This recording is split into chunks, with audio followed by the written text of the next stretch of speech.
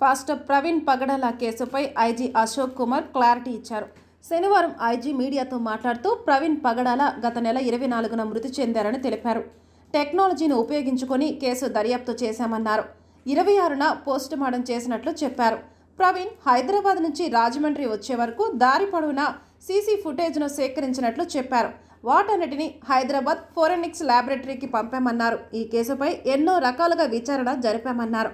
దారి పొడవునా ప్రవీణ్ను గమనించిన వారిని, ఫోన్లో మాట్లాడిన వారందరినీ విచారణ చేశామన్నారు. కుటుంబ సభ్యులను కూడా విచారించామన్నారు. ప్రవీణ్ చనిపోయిన స్థలాన్ని విజయవాడ నుంచి ఫోరెన్సిక్ నిపుణులు పరిశీలించి ఆధారాలను సేకరించారని చెప్పారు. అంతేకాకుండా ప్రవీణ్ ప్రయాణించిన బైక్తో పాటు కొన్ని అనుమానాస్పదంగా ఉన్న బైక్లను కూడా ఎగ్జామిన్ చేసినట్లు తెలిపారు. యూపీఐ పేమెంట్స్ను కూడా సేకరించామన్నారు. తమకి ఎవరిపైన అనుమానం లేదని కుటుంబ సభ్యులు కూడా చెప్పారన్నారు. విచారణ జరిపి ఆయన మరణానికి కారణమేంటో చెప్పాలని అన్నారన్నారు. ప్రవీణ్ ప్రయాణం చేస్తూ 6 మందితో సెల్ ఫోన్ మాట్లాడినట్లు తెలిపారు. కొంతమంది సోషల్ మీడియాలో హత్య అని అనుమానాలు వ్యక్తం చేశారని వారిని కూడా విచారణ చేశామన్నారు.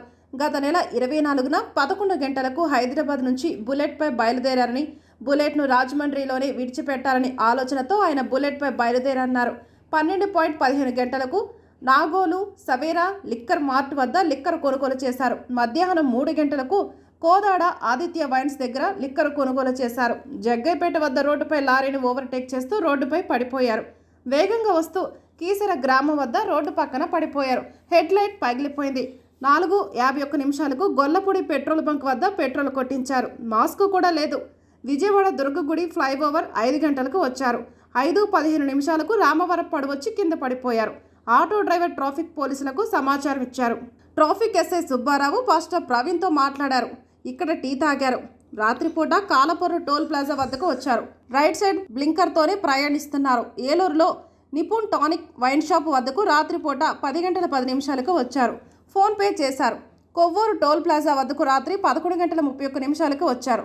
బుల్లెట్పై అతివేగంగా వెళ్తున్నారు.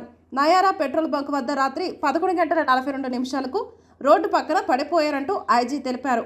సెంట్రల్ ఫోరెన్సిక్ ల్యాబొరేటరీ వాళ్ళు సీసీ ఫుటేజ్ను క్షుణ్ణంగా పరిశీలించారన్నారు. రోడ్డుపై నుంచి జారి పడటం వల్ల బుల్లెట్ పైనే పడిందన్నారు.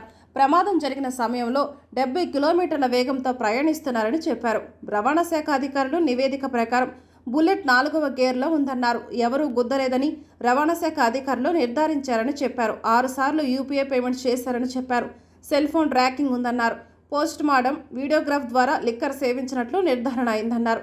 పాస్టర్ ప్రవీణ్ గాయాలు రోడ్డు ప్రమాదం జరగటం వల్ల అయినట్లు వైద్యులు నిర్ధారణ చేశారని తెలిపారు. పాస్టర్ ప్రవీణ్ ఆల్కహాల్ వల్ల రోడ్డు ప్రమాదంలో మరణించినట్లు నిర్ధారణ అయిందన్నారు.